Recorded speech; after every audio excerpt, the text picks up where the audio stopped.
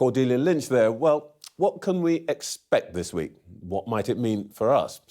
So let's talk to Philip Reeker, who has served as President Biden's ambassador to the United Kingdom between 2021 and 2022. And before that, you were a diplomat under the Trump administration as well, so you've seen from both sides. We heard from Cordy there that it feels close. What do you think the factors that will turn it one way or the other? Well, Trevor, first, it's great to be back in London. It was a great honor to have Secretary Blinken send me here for the year in between ambassadors, as a career ambassador, to spend time with our closest ally, arguably, and to see the factors here. Look, it's an incredibly tight race. Nobody can predict for sure.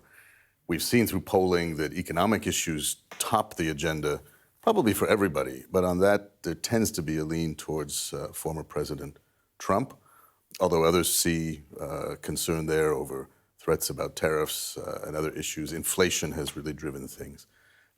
Immigration has been brought to the fore, much of it through wild rhetoric, sort of fear, anger.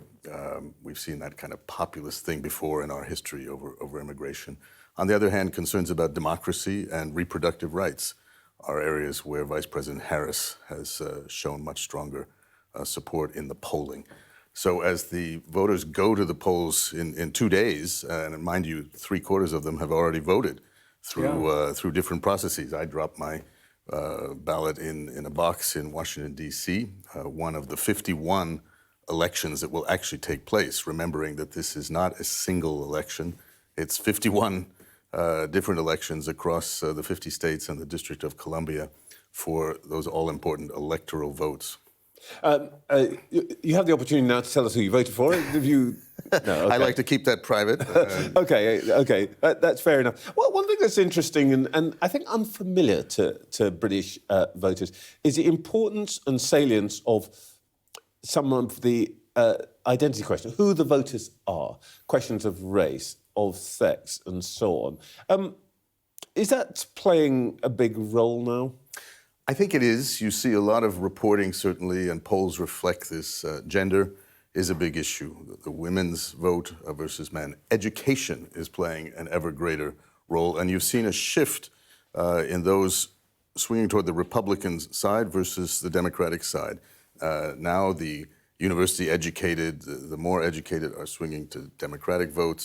The Wall Street vote, again, speaking generally, is going blue, as we say, towards the Democrats. That's a shift, generational shift, and that reflects, of course, what Donald Trump is picking up blue-collar votes. Picking up the blue-collar vote, the less educated. You see reports about younger males, men, particularly younger men, less educated. Those themes that he stresses in his rallies and other points resonating with them. So a lot to come out of this. It's a time of great change and certainly a major inflection point, however this goes. Well, we need to prepare ourselves, I guess, for what happens after Tuesday. A friend of mine in the United States says that we shouldn't anticipate a result, but regard Tuesday as a start of a process. Because there'll be legal challenges, there'll be recounts and all of that. And just the counting takes time. Is that, it's inevitable this is going to take a while?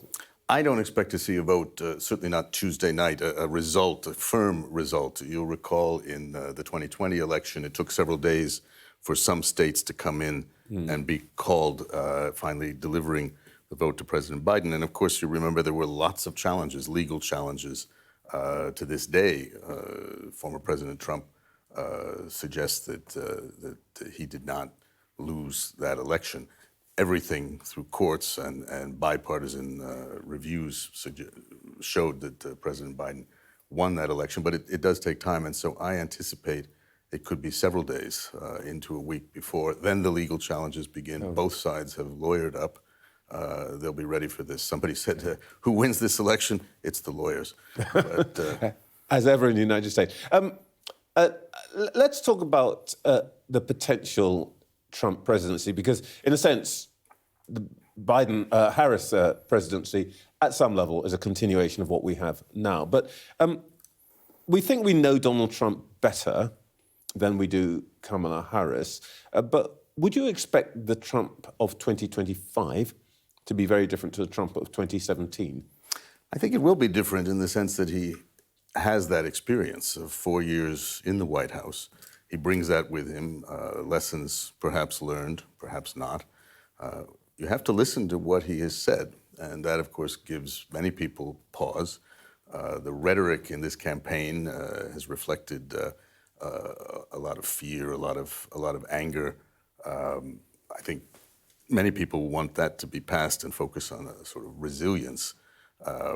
But we have to be prepared, I think, for everything, and that's a theme that Vice President Harris has underscored.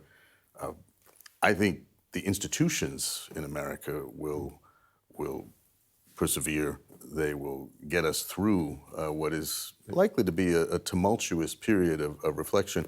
If you look back at history, we've been through these things before, but this will be a particularly anxious time. Indeed. And it's rather interesting that you said that you have to, as it were, listen carefully to what Donald Trump said. I don't know who, I can't remember who said it, but somebody said, you've got to take Donald Trump seriously, but not literally. One of the things that we hear from him is that there will be, if he gets his way, 20% tariffs on all imported goods. Should we take that literally? And if we do, what follows? He certainly has talked about tariffs. He calls it a beautiful word, tariffs. So I think that's something people have to expect. Economists express great concern about that. Wall Street and analysts have suggested that could have exactly the opposite effect in terms of inflation, which has now come down, has been controlled by the careful steps taken over the last couple of years to combat the post-pandemic inflation that has been such a challenge for many Americans and, frankly, around the world.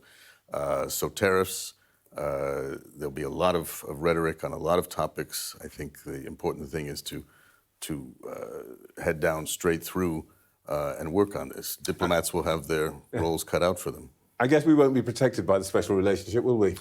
Well, that relationship endures, and I think it'll be under a potential Trump presidency, second term, transactional. He's a very transactional president, a transactional person, and that's what he'll be looking for. But our relationship in terms of defense, intelligence sharing, in terms of what our two nations really share historically, culturally, it'll be very positive, and that I am quite confident will endure. Ambassador, thank you for your time this morning. Pleasure.